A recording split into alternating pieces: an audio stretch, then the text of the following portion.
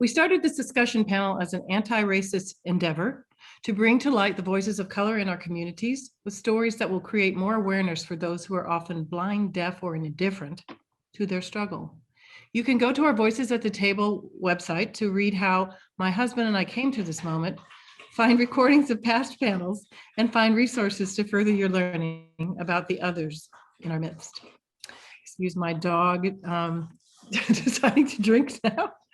These panels, especially this one, are not representative of the entire Latinx population and are not the only voices, aspects, or inroads we could explore.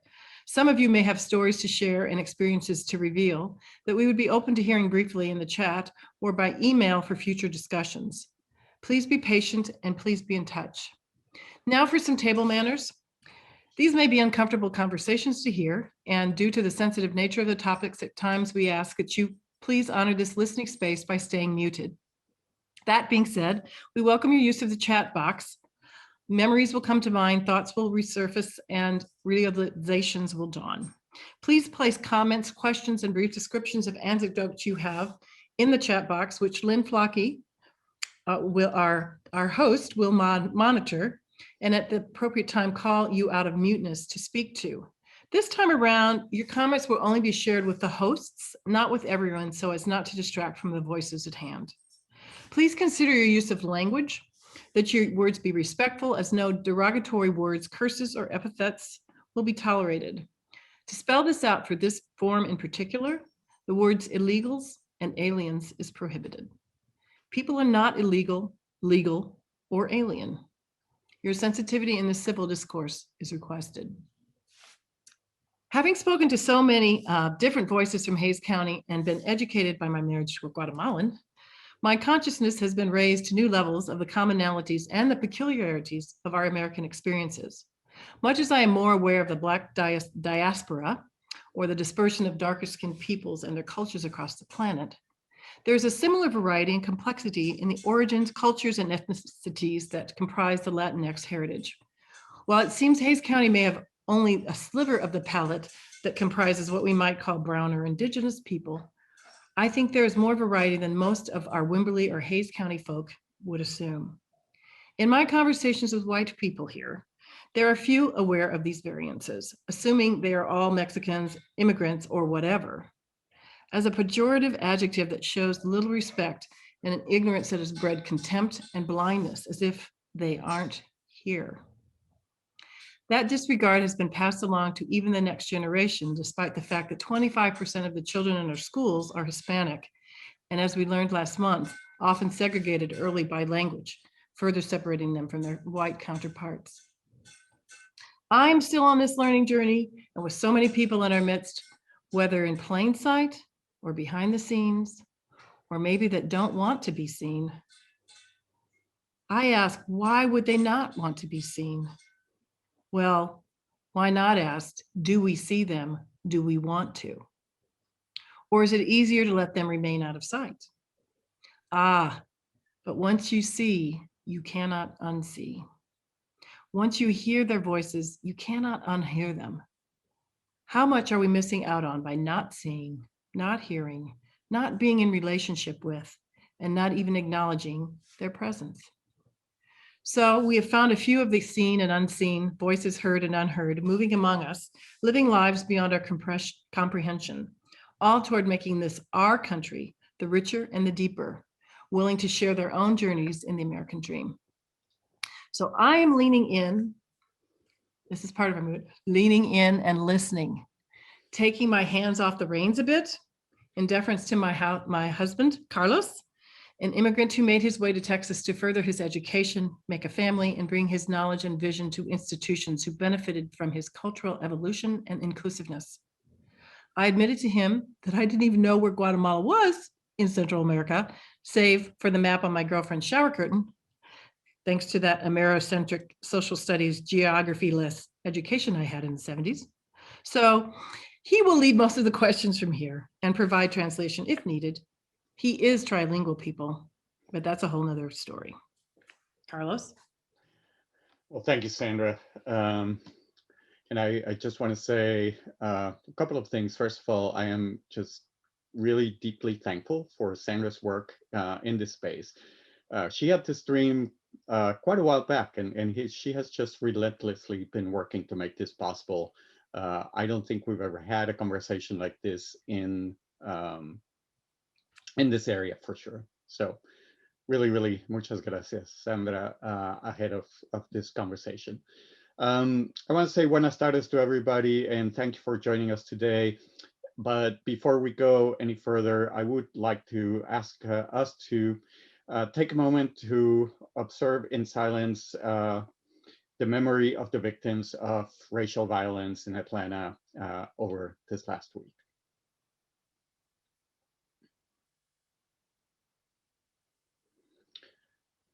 Gracias. Thank you, everybody. As we dive into today's topic, I want to take a moment to say a few words. The seen and unseen title for this week, for this week's conversation, is seemingly simple. Yet, as I was preparing for today's meeting, many angles and layers came to mind. The seen and unseen dichotomy really applies to so many aspects of racism and injustice. And Sandra and I, both of us, recognize that.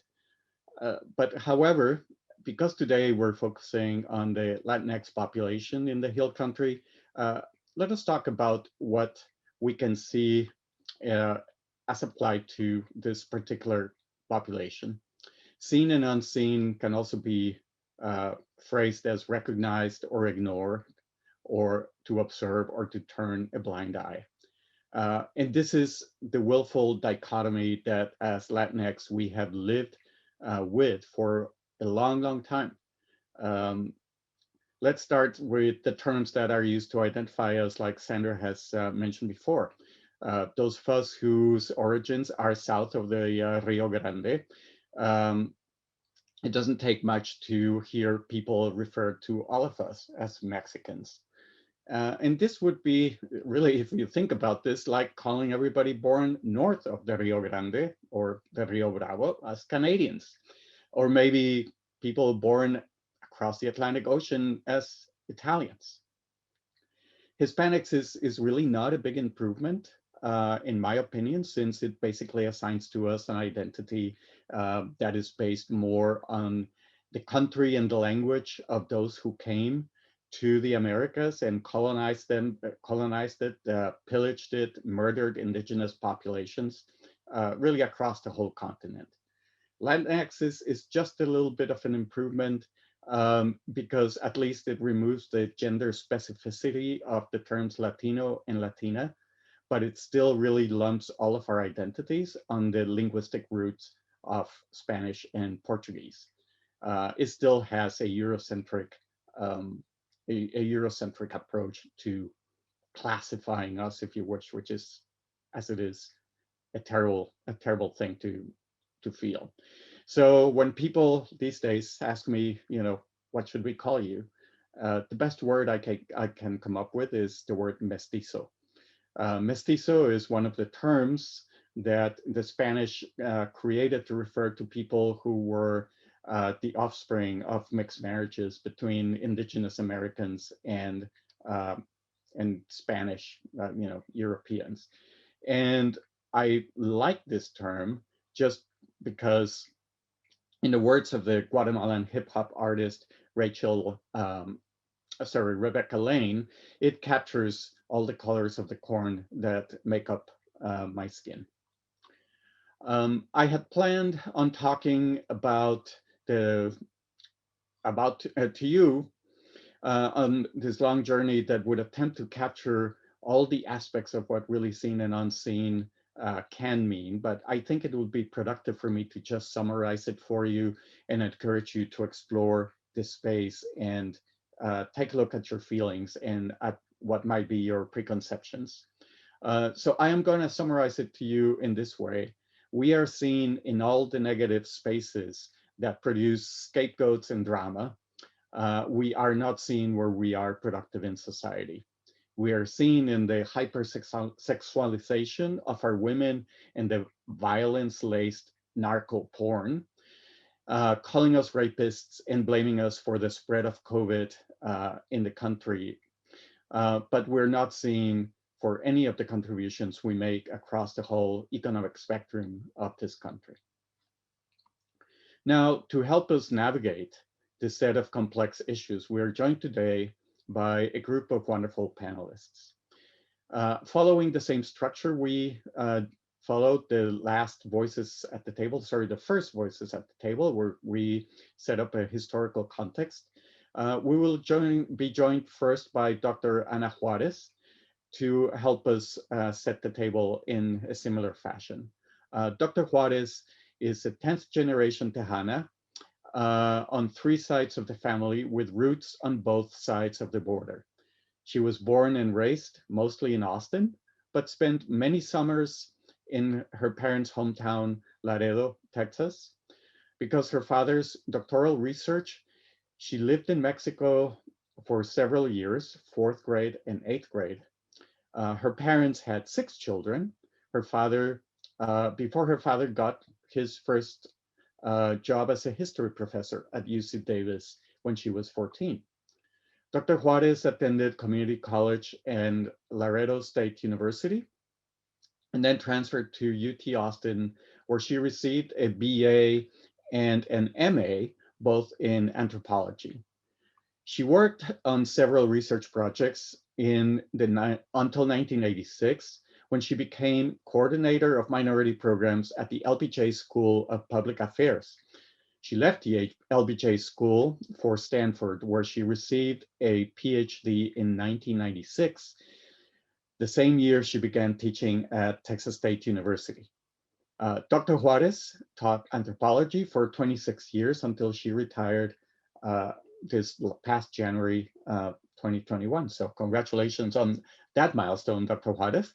Her research focuses on race and ethnicity, gender and sexuality, ethnohistory and globalization among Maya, Mexican American, and Latin American cultures. She has published numerous book chapters and journal articles in these areas and has worked with many students to develop ethnohistory exhibits and presentations focused on the history and culture of the San Marcos area. So Dr. Juarez, first and foremost, welcome to Voices at the Table. I think that jumps at me from your impressive biography or resume is that you call yourself a Tejana. So my first question for you is really to ask you to share with us why you made that choice. It seems like a great personal segue for us to get late now after that into a discussion of the historical and complex structures of race and dynamics in Latin America. Gracias, Carlos, and gracias, Sandra, for providing this opportunity for me and the other panelists to participate in this great series that y'all have put together. Really appreciate that. And thanks to all the participants here. It's really good to see some new faces and a few familiar faces as well. So thank you very much. So I use Tejana, that's kind of, so first of all, I want to say I use many terms to refer to myself, and I choose them situationally. So depending on the context. And I use Tejana, and I really love Tejana because my family has been ranching in this area for so long. You know, like I said, 10 generations in Texas, right? So that's one of the key reasons. But I think my second choice is Mexican American. And I use Mexican American because that is what a lot of our community, and I'm talking about persons with Mexican heritage in Texas, that's what so much of us use, right? And so as I first started proposing courses and you know, writing and things like that, I used the term that so many people kind of were using when they talk to me. I teach I also use Chicana. I also use Latina. I use, when I refer to the community, I use the term Latinx, Mexicana. So just really use them all. And I think they all, serve some purpose. The one that I do not use is Hispanic. And I teach it, in one of my courses, I have a 2-week, we spend 2 weeks on the terms, right? So really kind of laying out, and the short story on Hispanic for me, why I don't use it, is because that term was adopted by by Nixon and conservatives in order to bring in Cubans to the demands, to be able to bring in Cubans in order to meet the demands that those of us who are 10th generation or 3rd generation or 1st generation were making in terms of representation, being represented in political positions and so forth.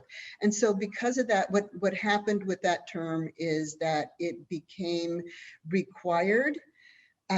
Everybody had to use, anyone who received federal funds was required to use that term in order to receive funds, right? So for me, that's the only one that's kind of out of the question.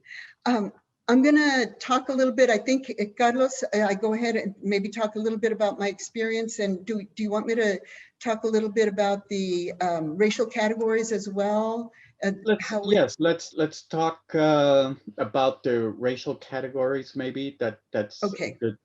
a good transition here. Appreciate that. Okay, great. Yeah, and I will. I will just say San Marcos. When I did move to San Marcos, I think Carlos mentioned in 1996. I was the first woman and the first Black Indigenous person of color on our faculty in the Department of Anthropology. I was one of 7. It was a struggle.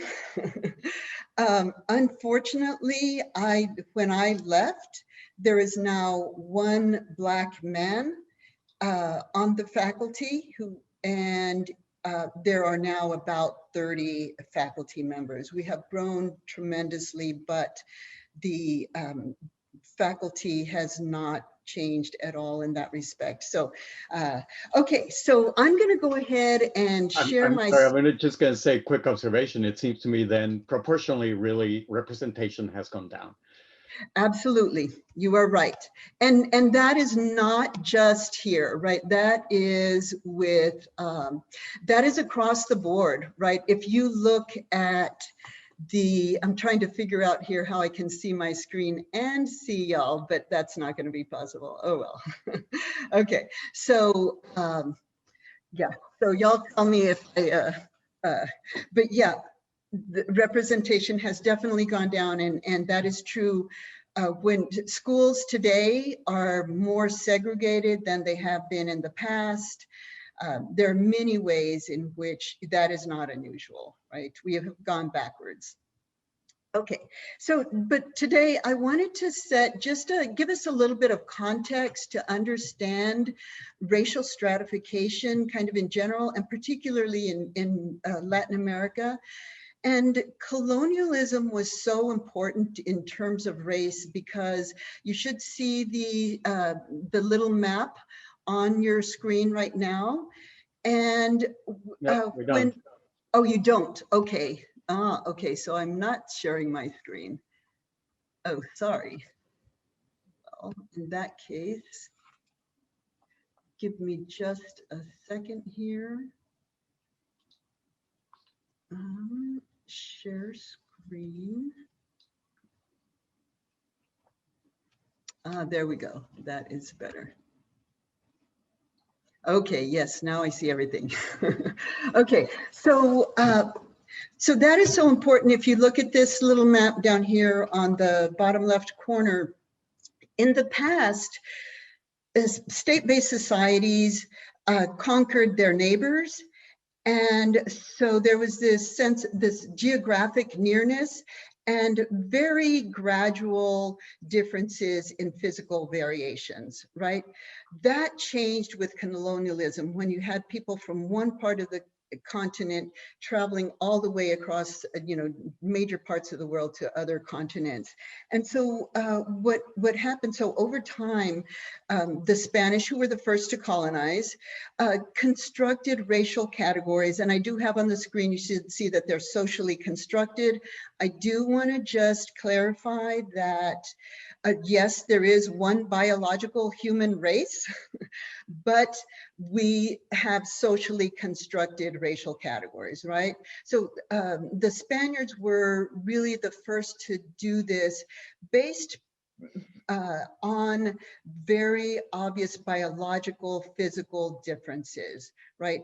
And that became this really powerful way to stratify societies, and because it's so visible, right? So in the past, they used clothes, they used tattoos, they used other methods. That was no longer, possible. So they developed what was called the casta system or caste system. And Carlos mentioned the term mestizo, and I actually do use the term mestizo as well. Sometimes, yeah, that is definitely one of my terms. But they started with three basic categories: blanco or white, negro or negro, as it was translated by the British, and indio, or Indian, as it was translated by the British, right? And as Carlos suggested, when children were born of mixed categories, that created new categories. And in fact, what happened is that in Mexico, you had about 32 categories. In Brazil, they actually kept track of over 100 categories at one time, right? But they were basically keeping track of the percentage of blood that each individual had. So if you were half Spanish and half Black, then you're mulatto. If you became a quarter Spanish and 3/4, something else, they developed a new category, right? So what that meant is that there's this real complexity to the system, and the ability to kind of pass in different categories was more apparent. The other important thing that happens in Latin America is that you are allowed to purchase a certificate of whiteness, right? And it's exactly what it sounds like. If you have the resources and the status, you're able to buy a certificate that legally grants you the rights and privileges allocated to white citizens, right? So the British were very different. They developed, some of you are probably familiar with the 1-drop rule.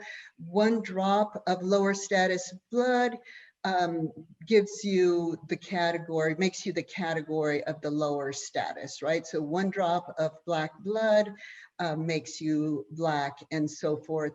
Very simplified kind of racial categories, much more rigid. Indigenous communities were also very important here. I'm not going to talk too much about them just because I know I don't want to take too much time. But basically, all the categories, all the racial categories for both groups are based on whiteness. So what race does that make Mexican Americans, right?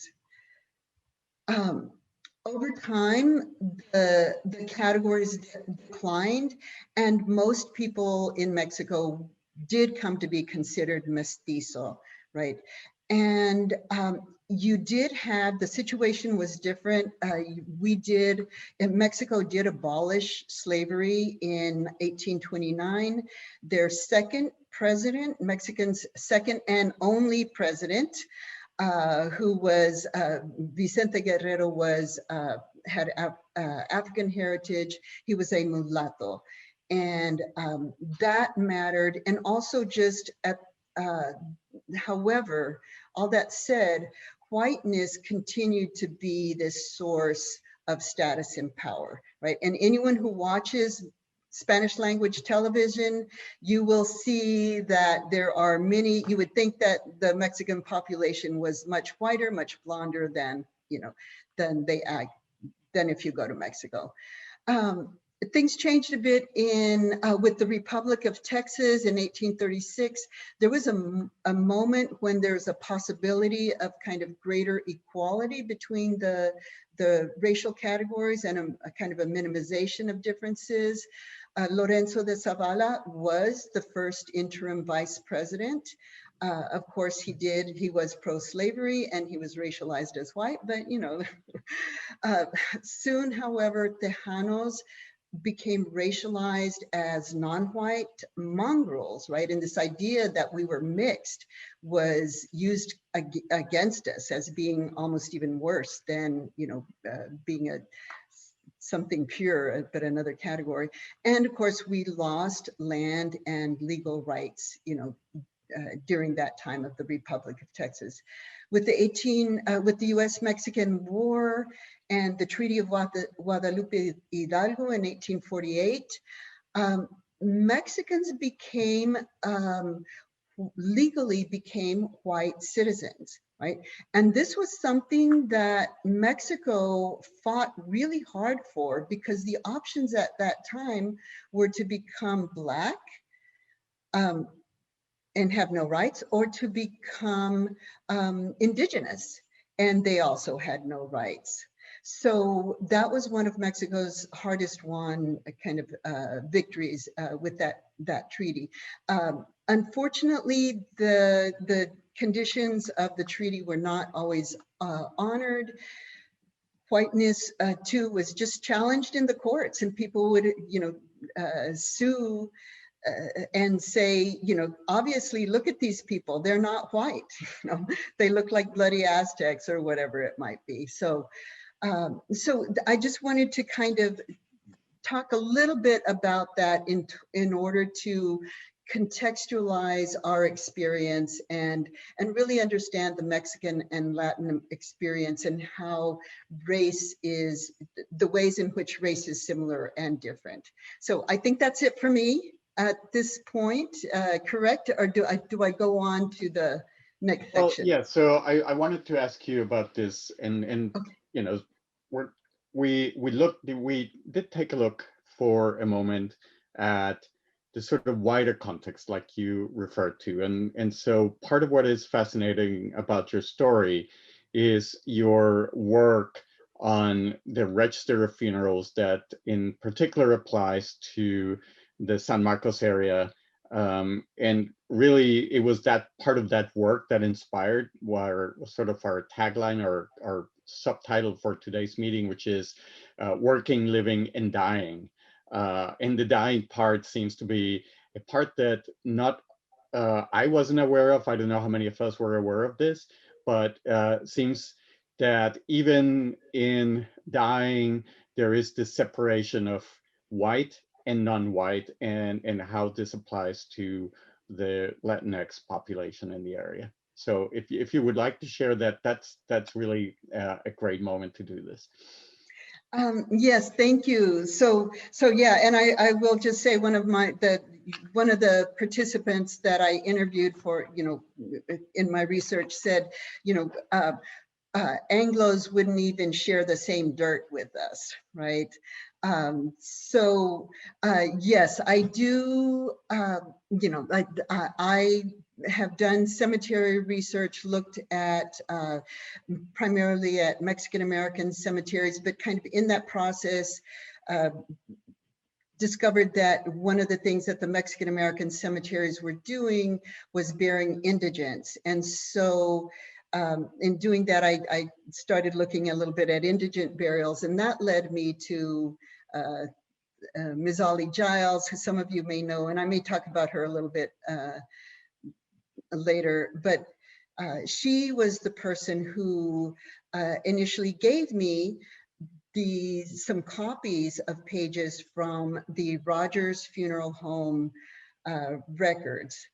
And she gave them to me, and I'd like to just, I'm going to go to this next page then.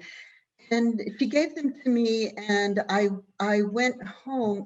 I didn't look at them right away, but I hope that y'all can read the screens. And I'd like for you to look over this page for just a little bit. And I've, jotted down some questions there to, what do you see? What do you feel when you look at this? So just take a minute to look it over. Is that okay, Carlos? I think you could just go ahead and point out the things that are striking to you, because we Okay. need to move you along. Okay, just in order to move, but but yeah, you'll notice that the first entry says Mexican, the first one and the second one, and I think there's about 8 that say Mexican. On this particular page, I think this particular page does not have any that says Negro, but there are some as well, some of the entries that say Negro. And basically what's happening here is that people, Mexicans and Negroes, Blacks, right, have been reduced to our racialized status, right? We were dehumanized in such a way that we were not even granted the right to have our names, or the courtesy of having our names recorded on the ledger along with others, right? So it was just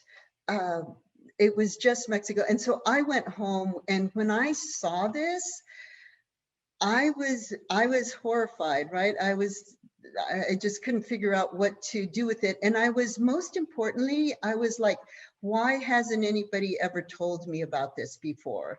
Because I have, been in conversation with so many other people who were doing historical research and cemetery research, and Ollie Giles, who is Black herself, did not tell me about this. And we were talking about race in our interview. So yeah, I did a whole thing where, I counted these up, and I did some, analysis, and I started thinking about, who did this? And Mr. Rogers is this, he's the person who established Ocarina Springs and the Wonderworld Cave, and very prominent business person here in San Marcos. Did he know about this? Did his family know about this? Like, how many people knew about this, and how could it just have been kind of forgotten? And then I thought about, what does this mean for our history? And if you think about it, I don't know if any of y'all do historical research, but funeral home records are incredibly important documents to be able to produce and interpret history and genealogies, right? How do we recover our history when our names have been erased, right? And you'll see, not only have our names been erased, but I believe, I'll go ahead and show you, this is a picture of Ollie Giles. She passed away in February of this year, so just recently. She was great. She challenged dominant narratives of local history, and often was kind of dismissed or disdained. Yeah, so anyways, so I did want to say, she even didn't see that. And so for me, one of the big questions I had to ask myself was, why didn't she or anyone else talk about this, right? And I wanted to just introduce the term cognitive bias, or I talk about this also in terms of normalization, but basically cognitive bias refers to the inability to actually see or hear objects or behaviors because they're not meaningful to us, right? And so let me just give you an analogy, because that's like, some of you may be going, huh? Let me give you an analogy with language, because it's more biologically based. When we as humans, when we learn a language, we hear sounds, and our brain interprets which of those sounds are meaningful and which of those sounds are not meaningful. And if the sounds are meaningful, the brain creates a connection to alert us, like meaningful sound, and it ignores all the other sounds, right?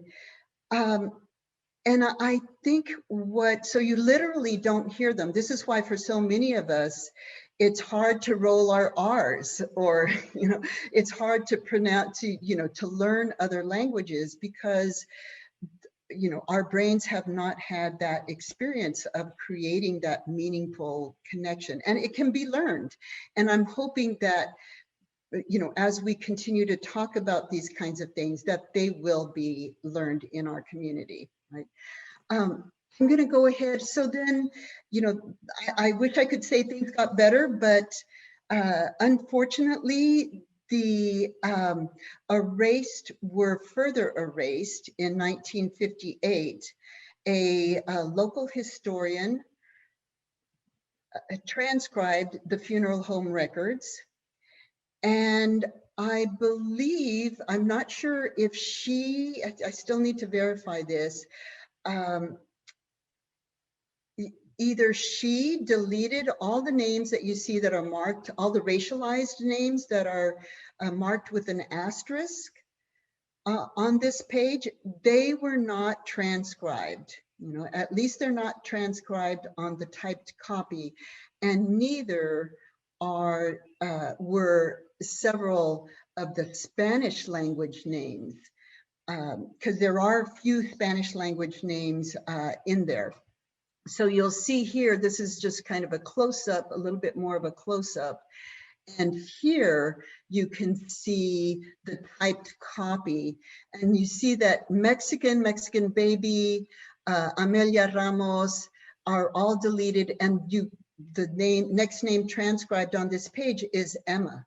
She transcribes Ernest, she transcribes Dubby, she transcribes Ruth Solís, and Ruth Solís is one of about 3 people, 3 Spanish surnames in the typed copy of this ledger, right? She deleted the next Spanish surname, T.D. Molano. He was a prominent member of the community. He was one of the only the few people to get buried in the city cemetery of San Marcos prior to the 1960s, right? He's deleted. And so you can see that out of this whole thing, you actually have the 8 individuals recorded as Mexican or with Spanish names are completely erased, right? And yeah, so for me, again, it was, and the way that I found that part out was, some of you may know Jim Cullen. Jim Cullen was the chair of the cemetery committee for the Hays County Historical Commission. He was great, always very supportive of me. And as I started wanting to work with these, he's like, hey, go to the library. They have a typed copy. You don't need to worry about transcribing all of this. Or, trying to decipher the handwritten language. So I did, and that's when I discovered the erasure of the erasures, right? So what I'm trying to do now, and one of the things that I wanted to raise in the last thing that I want to raise kind of in this talk here is about how do we redress this erasure, right? What do we do? As I mentioned, I'm still not sure that she was the one who did the erasure. I hope that they were done in 1958 and not done in 1976 when her assistant actually typed them up.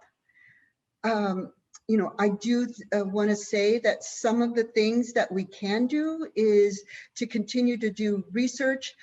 I've tried matching some of the dates to the inscriptions on actual grave markers or going back to the county death records and seeing if I can match dates to actual names over there. I've tried to, follow up clues with the funeral home customers, and I'm just going to go back for a second.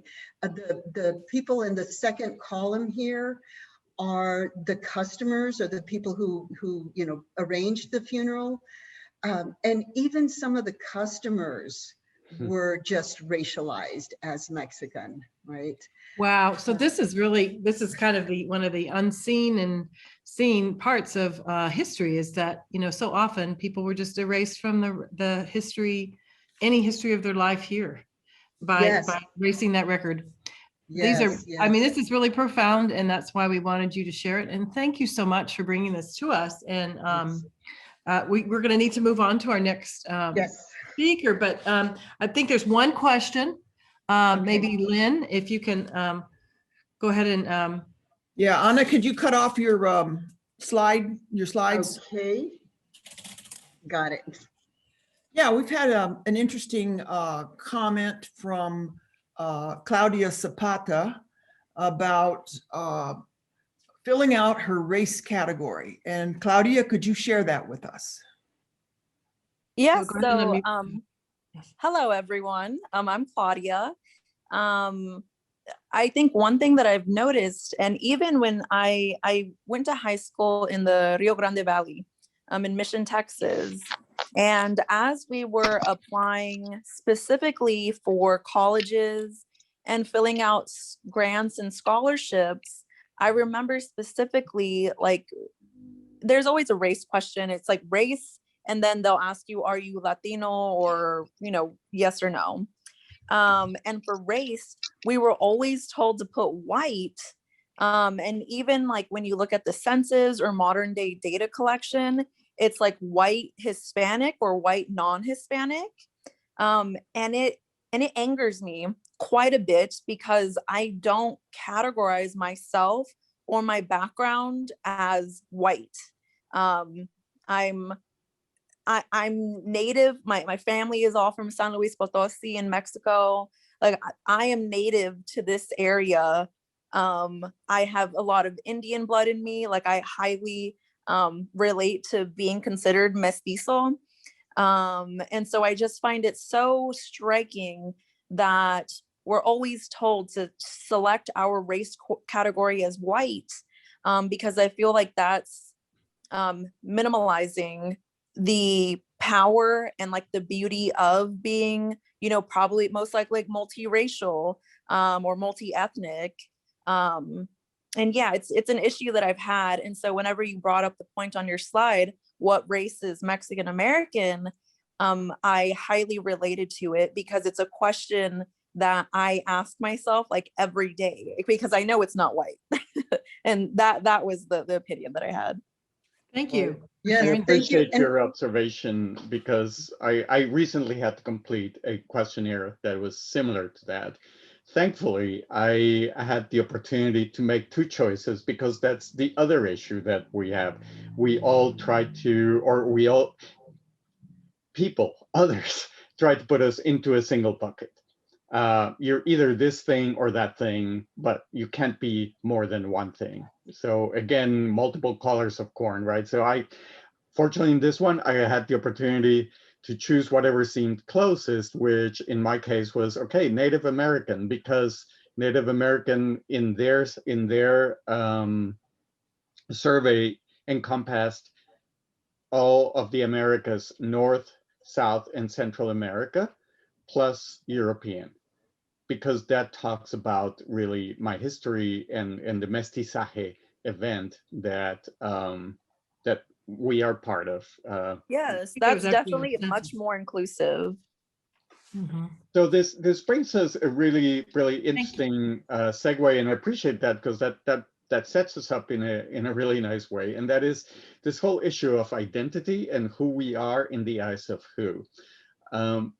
For me, I always think about the movie Selena, where James Olmos played her father. And at some point they're traveling to one of their concerts, and he's talking about how exhausting it is, because when they go to Mexico, they have to be more Mexican than the Mexicans. And when they're in America, in the United States, they have to be more American than the Americans. And this has so many layers to it in terms of the way we are seen and in terms of the way we are accepted. So one of the things that we are really fortunate about is we have with us Ms. Teresa Carvajal Ravet, or Maestra Carvajal Ravet, who was born in Mexico and was raised on the Texas border. Teresa grew up in a bicultural and bilingual environment. She did emigrate to the United States at a young age, compelling her to take really an amazing set of risks and venture out to accomplish many firsts. She was the first to leave her mother's home and attend college. She was the first to obtain an undergrad and graduate degree. She was the first to launch a business, among other things. She earned a BA in Spanish language and linguistics, minoring in Latin American history, and went on to get a master's in modern language, specializing in Spanish literature and linguistics from Texas A&M University at College Station. That last part we're not going to hold against her. A personal and public conflict with dual identity sparked her curiosity in self-realization and social definition, deepening her determination to strengthen advocacy for multicultural awareness and genuine engagement. Her career and advocacy for her career and advocacy work have provided opportunities to engage, share, and educate the multicultural experience with others and initiate a genuine interest and awareness of world cultures, languages, and the other. Maestra Carvajal Ravet is a culturist, Spanish linguist, bilingual writer, educator, organizer, and founder of two entrepreneurial ventures, Sententia Vera, LLC, which fosters bilingual communication and cultural community outreach and engagement in the areas of nonprofits, social services, and public relations, and the SV Cultural Hub, a co-working shared community space fostering socio-preneurial and public service initiatives. She's an active community leader as a board trustee of several local nonprofits, currently serving on the boards of the Friends of Dripping Springs Community Library and the League of Women Voters of Hays County. I need to take a siesta. This level of energy just makes me tired. So an amazing background, Teresa. So thank you for being with us. If I may start with you and ask you the same question we did ask Dr. Juarez, and that is, you have heard her refer herself as Tejana and in multiple other ways, and myself lately referring as mestizo. So what do you call yourself and why? So, and thank you so much for having me. Yes, I hear you say the bio, and I get tired, and and remind myself that I am tired. But the work goes on, right? And this is much more than just work. It's a passion. It's what I am. And so for the most part, I don't see it as work. But back to the identity part, I identify myself various ways, exactly how Ana mentioned earlier. But I work in that space that I say, I have a border identity. I have, soy de la frontera. Mm-hmm. So I straddle two societies, I straddle two cultures, I straddle two languages that for the most part, then when I started to straddle at the age of 8 to now, it's still very conflicting identity, in the sense that those societies, those communities that are monolingual will always tell someone like myself that has a border identity, bicultural, I would say multiracial, that we're neither from there nor from here. Sort of what you mentioned earlier with your comment about when I go to Mexico, visit family, friends, they don't accept you because you don't sound just quite right. You perhaps lose the accent. You perhaps forget a word or two, and so you start code switching, and so you inject that word that comes to mind because that image is the image of the other culture, not the image of this culture, right? So there's like, no, and so we've created terminology, obviously as a critique of that ability to code switch really quickly, to fit in one culture and or switch quickly to the other culture, not 100%, but enough to make us be able to get along, right? There's no culture shock.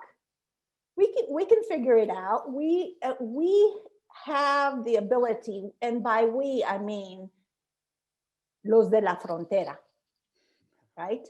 These border identities, these border individuals that can maneuver through these two cultures, these two languages, almost seamlessly, and still be denied an identity of one or the other. So we've come up with our own, right? Yeah. But again, like you mentioned, and like Ana mentioned before, I have learned in my education as well as in my life experiences to figure things out and have, like any other label, use that label to my benefit. So if you're gonna call me nasty, I'm a good nasty, right? Because I'm making it my own. Same thing with los pachucos. That was a critique, an ugly critique, but the pachucos made them their own, something that I really admire. Chicanos also. So those of the border have, because of the life experience and the non-acceptance of each society, have made our own. And I think in that have created a beneficial identity in order to maneuver and figure things out as we're crossing over these obstacles and challenges that are space has created. That is a fantastic discussion of what is a deeply complex issue, because I think we all struggle with so many layers of this. The accents, the customs, the forgetting the words. It happens in both ways, and I sometimes even feel guilty about forgetting the words. You have talked a lot about this border life and this border journey, and I wanted to ask you if you can share with us your journey as an immigrant, as we think about identity. And we touched on a little bit on these things in terms of, the perception of the Latinx and white people about us. But can you talk to us about your journey from, south of the border, north of the border? Sure. So we came to the United States because my mother, very smart woman that she is, was determined to have her children have a U.S. education. She saw and she understood the value of education, and in particular, U.S. education. And so that was one of her top priorities. I obviously, as an 8-year-old, loving my home in Mexico, did not agree. And so either with the stubborn nature, or persistent, as I like to call it, nature that I have, the English language was not easy for me, and I did not make it easy for me. We crossed the border there in Ciudad Juarez and El Paso. And so my older sister and I, while my mother was working on the documentations for residency and then naturalization, we attended a Carmelite school, Father Yermo, of these beautiful nuns that were amazing.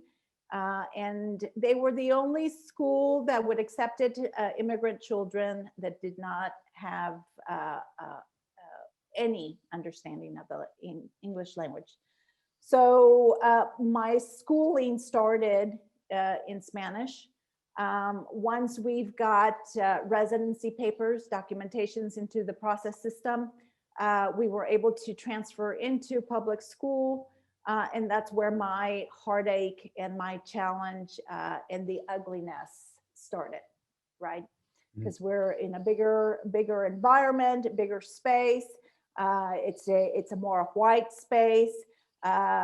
It was in the years of Texas dealing with English only legislation. So they weren't quite, public officials, public school teachers and administrators did not quite know what to do with me. My sister had picked up the language pretty easily. And so she was being able to assimilate faster, better, easier, smoother. Teresa, not so much. Talk about learning how to be and the necessity for being unseen. Yeah. So I quickly figured out that do not draw any attention to you and you will survive. So for the first there were 6 week periods in public school for grading. The first 6 week period, I mimicked everything that the students were doing. So they put me in an English only classroom. The teacher had no idea that I don't know if she had an idea or she was told that I didn't know any English. She did her lecture. I saw the lecture. The students, I kept back. Students were paying attention. Now she mentioned something about go get a piece of paper, get your pencil, do the work. I mimicked that. I scribbled all day long. At the end of the day, just kind of mixing in with the crowd, not being seen. At the end of the day, I know she said something about turning stuff in, because I would then see all my classmates get up to go to some cubby hole to turn in their paper that they had been scribbling on all day. So I mimicked that. I took my scribbles. I turned my back to the teacher. I made sure every single day that I wore pants or a dress with pockets. Because as I turn my back to the teacher, I would crunch up my piece of paper and stuff it in my pocket, and then return to my desk in order to be released. So for 6 weeks, this happened. She did not know that I was not turning stuff in until the time to report grades came. And there's this new girl, Teresa, that had nothing. Mm. And that's when I got caught and seen and got into trouble. So again, this border culture, this immigrant identity, you learn quickly to take advantage of the skills to figure things out, how to get along, whether you want to be seen or unseen, in order to reduce the challenges and the ugliness that you come up against on every single day. Wow, that's an amazing story, and it makes me think of two things. You just immediately brought to mind one of the references we have put on the website that we encourage everybody to go see. We get no percentages, no credits, no nothing. But there's this book by Maria Hinojosa. Some of you may know her as a very, very famous and absolutely excellent reporter from NPR. And her book is called Once I Was You.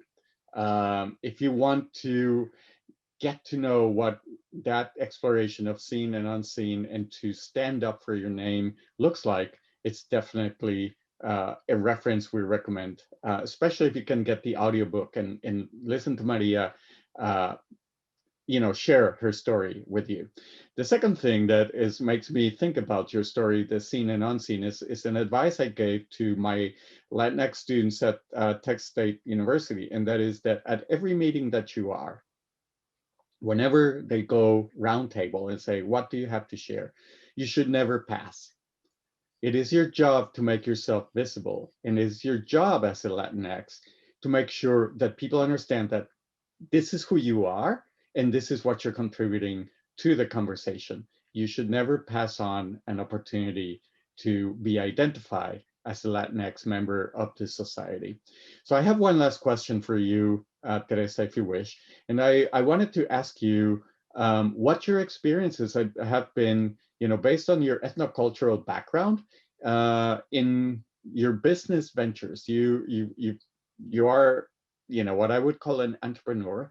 You're a person that has been involved in enterprises, and how has your being a woman, being Latinx, being an immigrant, reflected itself on your enterprises? In Dripping Springs, so that's within our region. Within so- within our local area. And then we'll have to take some questions. Okay, so really quick. So when I launched Sentencia Vera, I was living in North Austin. And so most of my clients and customers were Austin based. So I would be able to maneuver through Austin and the clientele there. And again, figuring things out, we're able, and I speak with this we, because I believe I speak for many border identities and immigrants that straddle that space. I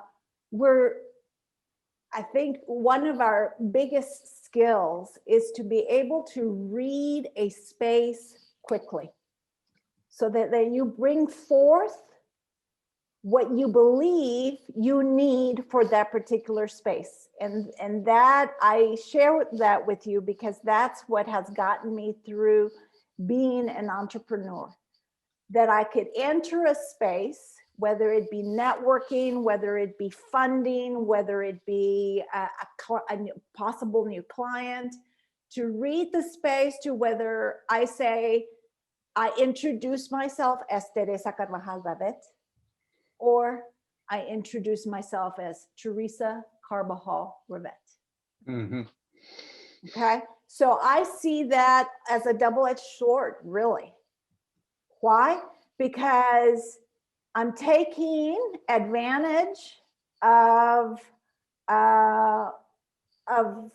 my ability to blend into the space when whatever that space dictates and requires of me, but also knowing that others on both cultures will say, well, she's being too much on the white side and rejecting her heritage.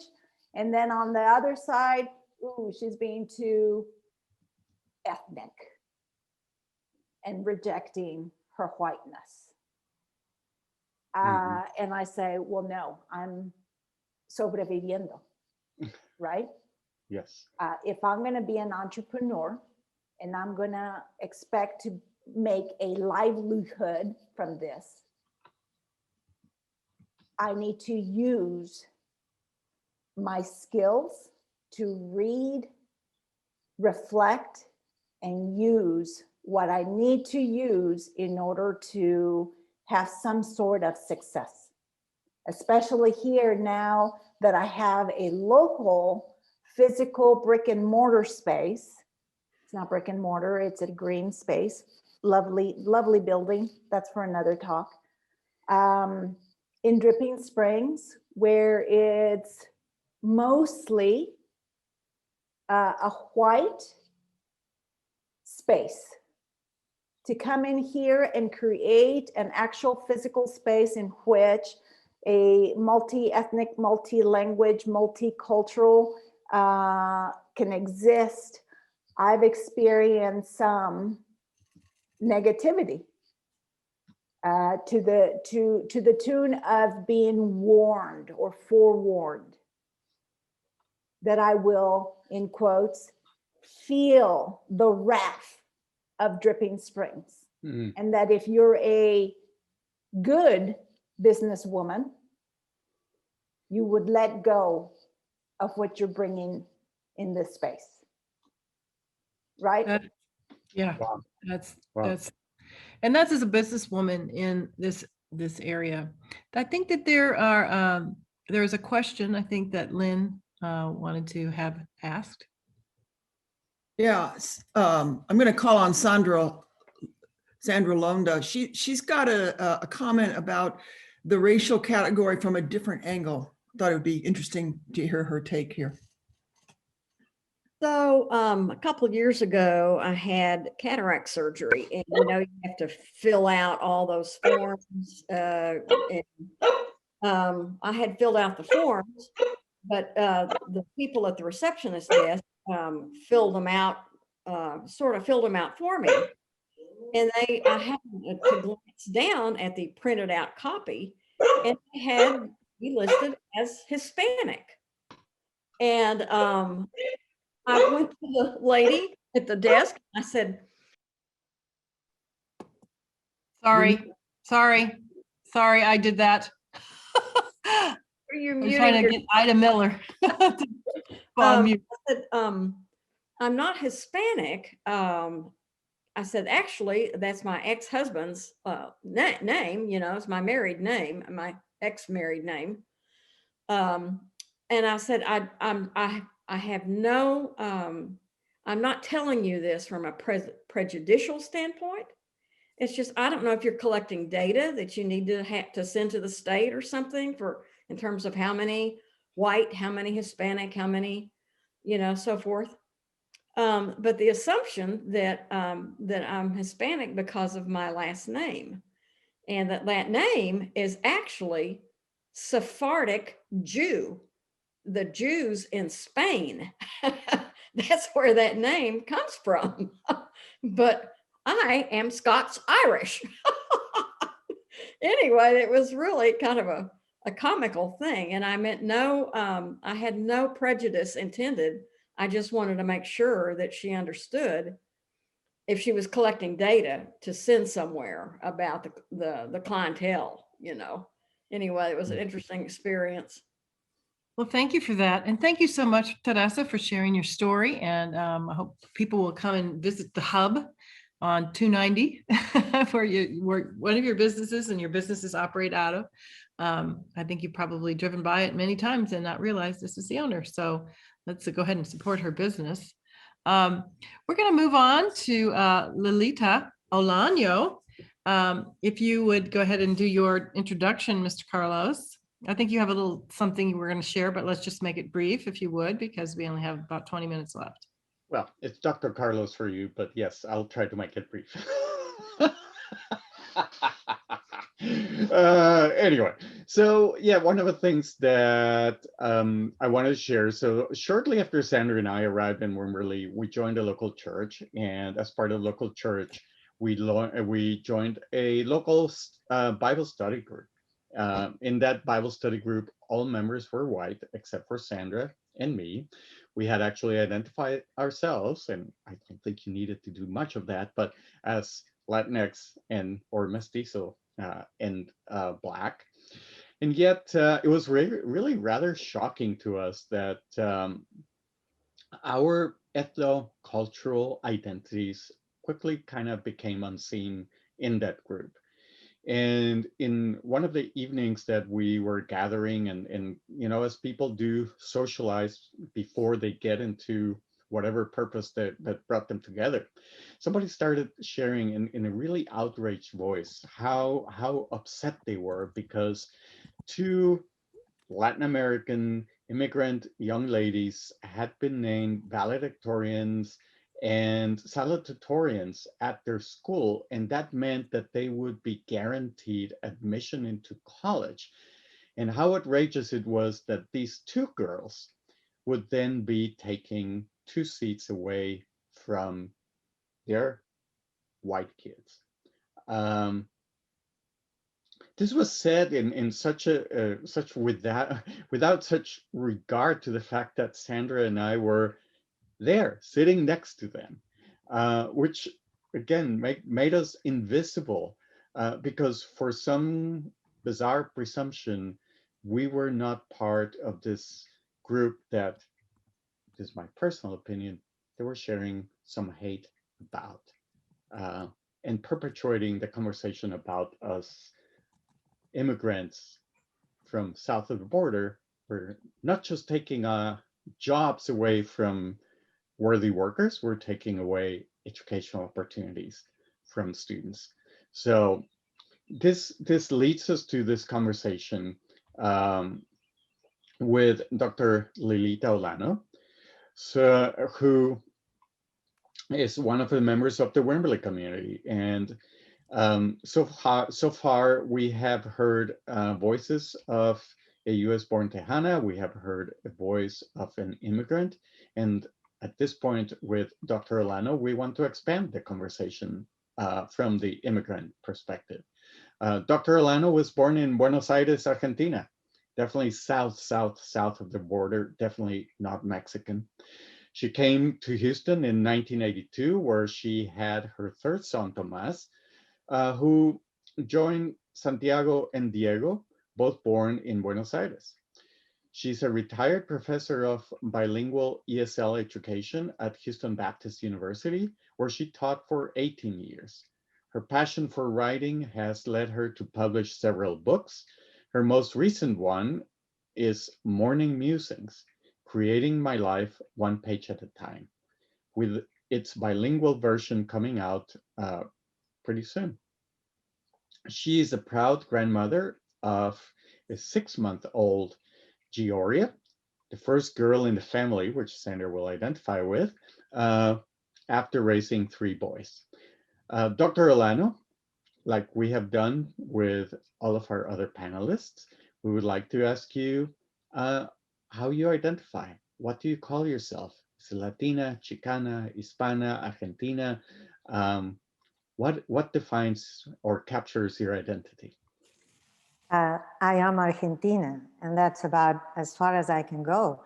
If you want to expand it, maybe South American. But when I arrived in this country, I was made to check out boxes, like Sandra said, and it said something like white, Hispanic, blah, blah. And I'm a daughter and granddaughter of Spaniards and Italians, and I would put white. And then somebody said, no, that's wrong. You're Hispanic. And I said, what is Hispanic? Means, I don't know, that you come from a Spanish speaking country. And I was attending a bilingual conference once, and the speaker said, what is this term Hispanic? I don't hiss and I don't panic. It's actually Hispanic. So labels don't exist where I come from.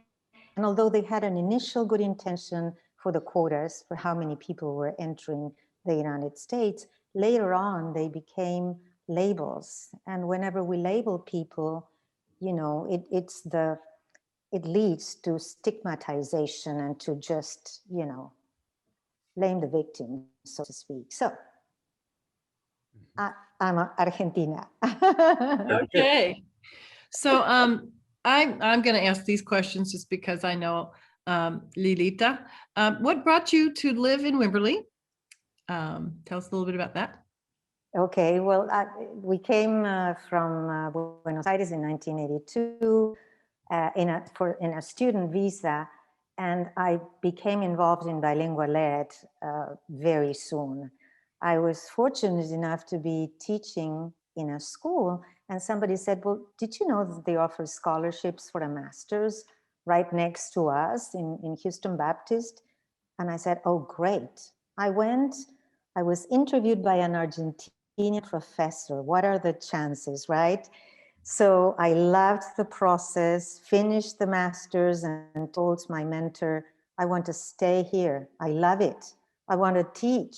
She says, you know what you have to do? Go get your doctorate. Okay, I went, I did it. I came back to HBU, and I was admitted because the Argentinian professor had just retired. So my office became the office where I was interviewed initially. So I tell the story because I'm a writer and I just love to tell this story. I taught bilingual ed for many years. I taught elementary school, I taught college. Both of them were really different experiences, but I got to share the best practices with first and second grade bilingual students. And I made the very important point of not only teaching them in both languages, but of making them feel they were unique, they were important, that I was respecting their language, that I was respecting and valuing their culture, and I was including their parents in their education. Because self-concept is the main factor that leads to academic achievement. So when you don't respect all of these things, and I could hear Teresa talking about this ambivalence, children don't know who to respect and who to be loyal to. You know, am I loyal to the school that doesn't respect my language? Or am I loyal to my parents who speak Spanish and who come from a different culture? And this creates something called bicultural ambivalence. And what happens, it creates a lot of distress in children. It makes them choose. It's a source of gangs and misbehavior in the schools, et cetera, et cetera. So that was my experience with the first and second grade students. And then in college, it was just unique because I taught all students, mostly Mexican American and Central American. And the graduate students came from different places in also the same area, but they were all professionals. They were architects, psychologists, engineers who had come to this country and couldn't practice their profession because they couldn't validate their degrees. So there was a wealth of experience, and I was privileged to share all my views, and I would tell them, you are the ambassadors. Go spread good practices in your schools. And they did. And they actually transformed instruction, and they changed, you know, the status quo, basically, because what we need to do, the only secret for students to achieve is that they don't feel they are down here. They are not second-class citizens, you know? So when you raise it up by valuing them, the whole panorama changes. And So you came to Wimberley after teaching, and where was that? And I In came Houston. to Wimberley. We arrived in Houston and we stayed there, and I came to Wimberley 5 years ago only. And so, you know, that was, it was excellent because I did find immigrants in Wimberley. And, you know, it was pretty sad, so to speak, that we were faced with this phenomenon of ICE, if you remember, when we had our first case here where an immigrant was stopped by a policeman because he didn't stop at the stop sign. They asked for his driver's license. He didn't have it because no one has a driver's license. And then he was sent to jail. In jail, the constable called ICE, and he was sent to the detention center. And that caused such trauma in their family. I mean, he was a sole breadwinner, so the wife and children were left all by themselves. They wouldn't dare go to the grocery store or to the library, and this became a pattern. So we had a wonderful community gathering. Many of you may have been at that meeting organized by Amigos de Jesus, where people brought food, and we bagged food, and we had different tables, and they had tables dealing with the law and how we could help them legally, and tables dealing with education. And of course, I went with the teachers, and we stayed there very long, and we said, we need to do something. And Sandra, you joined the group. I don't know if you were in the initial group, but I know you were there. Yes, and so In Confianza was born pretty much out of that group and that gathering to just be a hotline, correct? For exactly. speaking hotline. So they can call the number, and you can put the number on the screen later on if you want to, if they need assistance. And we refer them to the local nonprofits like Amigos de Jesus, the Barnabas Connection, and St. Vincent de Paul, and Imagine Wimberley. So it takes a village, and the community here in Wimberley has been amazing. Right, and I think the realization we had as well is that you saw many different people from the Latin American, a lot of Central American refugees live here and work here and have families here as well. And to kind of lump them all together and say they're all Mexican doesn't really get challenged, probably because they would rather not be seen. Especially if being seen means getting picked up for being supposed or assumed to be not here legally. I wondered, yeah, and would you, maybe someone asked a question about if you yourself have ever been unseen here. Do you feel like people assume that you are white, or do you, how does that work? And excuse if anybody hears sounds in the background, my dog is seeming to have a bad dream right now. So she's making all sorts of weird noises. So I'm going to put it on mute. I have to tell you that I was extremely fortunate because I've never quite experienced racism or discrimination, but I did pick up very soon. As soon as we arrived, we were in the grocery store speaking Spanish like we had done all of our lives. And somebody looked at me like, what are you doing? And immediately I realized, wow, there's something wrong with speaking Spanish Houston.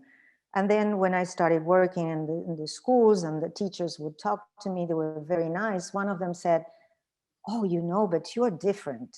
And boy, that was horrible. You know, different from what? There was something that was wrong. So, yeah. Yeah, I think it's interesting. We seem to have in some ways a shared experience, which I have always struggled with, which is based on our professional profiles. There is an assumption that we are not, quote unquote, those criminals. We're not illegal. We are not immigrants. There's some construct that gets built immediately around that, and I think that that's part of what Sandra and I experience when, you know, people know me as a you know, associate vice president for technology innovation at Texas State, or a doctor in biology. The assumption immediately gets made as part of the origin story that, oh, you're not one of them. You're here legally. I have a story that is really interesting, and how much of that though sort of reverses. I was as a biologist, I was on a research trip with a group of other biologists to the Rio Grande Valley, and on our way back we get stopped by ICE, and there was this British man driving the van.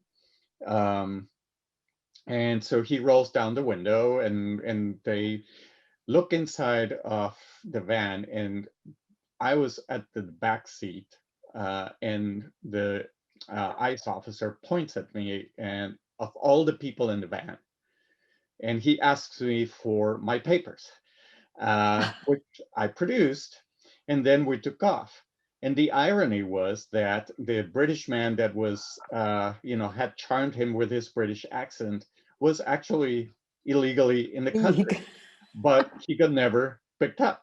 But I did, you know. And then we look at, you talk about Houston, and recently, if any of you, you don't have to go that far into the neighborhood. There's a Nextdoor app for the Wimberley area. Recently, there was a conversation about the shelves being empty at HEB, and somebody posts something about, well, you know, they're probably redirecting the food to the south of the border to feed all those illegals that are coming through at this particular point. So the association of both being Latinx, being immigrant, and being illegal has a very tight relationship to it, right?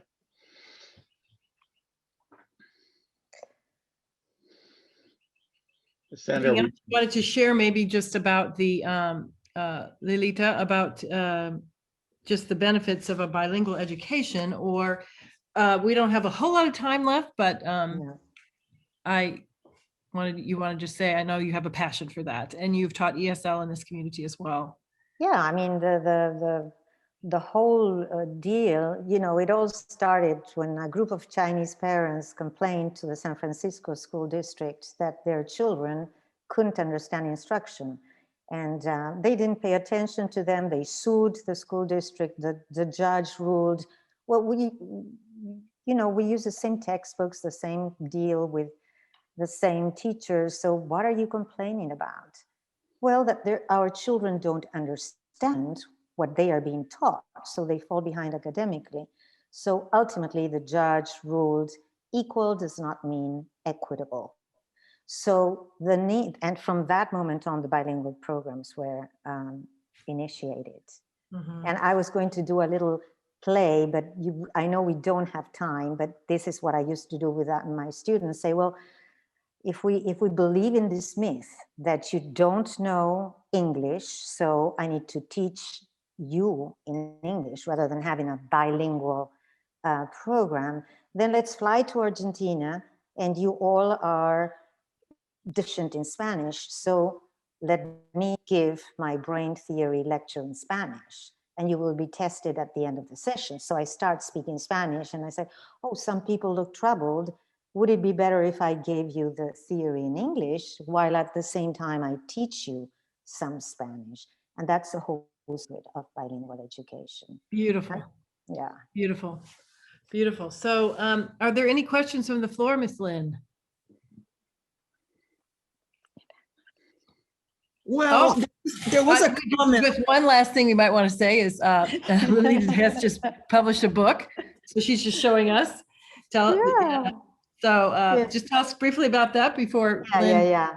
It's called Morning Musings, Creating My Life One Page at a Time, because I'm a writer. That's my passion now that I retired and I don't teach. And I write morning pages, and I kind of create the kind of day that I want to have. And I shared 365 pages in the hopes that maybe you get to start writing your morning pages. And I know many of you are already reading the book. So if you're interested, shoot me an email and I'll send you the book. Otherwise, it's on Amazon. But I don't know if we can share my email on the chat. We can try, or I can Okay. send it to people once we have the recording out. But okay, so Lynn, did you say you had one? Yeah, there was an interesting comment right about the time Teresa finished. So I wanted to share it with you. And this is from Laura Zarate, and she says I can feel free to read. So I'm going to read it because in the interest of time here.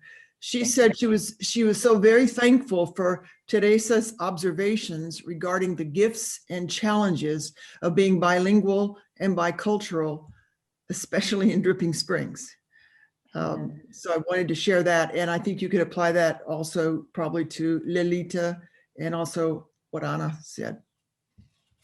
Yes, and thank you so much to all of our speakers, Lolita and Teresa and Ana. And I, as always, we end these with a little bit of movement, and we're running over a little bit, but I just want everybody to lean into their computers, because that's seeing. So we've all leaned in today. So we lean in, and then we put our hand to our face, and we lean back away, and then we can't be seen anymore, right? And then we can hear, and we can turn our head one way and the other, or we cannot hear. So be seen, or realize that there are people that are unseen. They don't want you to see them. Listen or hear, and don't be silent or just close your ears off to getting to know people. So those are our movements for today, and we'll add them up soon. And thank you all for being here. High five to all the Latinas in the room, and my illustrious guest moderator, Carlos, and our host, Lynn Flocky. And we will see you next time. We have these available by recording in a few days, and you'll get an email with that. My apologies for not sending out an email to remind you about this session. I will do that the next time. Spring break kind of happened, and we just blew back into town and walked right up to the table. So it's been a great conversation. I think we've all learned a lot, and I want to thank you, all our speakers, once again. You can unmute and say hi or bye or whatever you want. We'll hang out a little bit if you want. Well, thank you. Thank you, Thank Sandra, Carlos, Lynn, and all of you involved in this. I really enjoyed participating and seeing all these great faces. Well, wonderful. Thank you. Thank you. Thank you. Thank you, Dr. Okay, Clark. gracias, everybody. I think it was Thank you, Dr. just the beginning. Hey, Hey.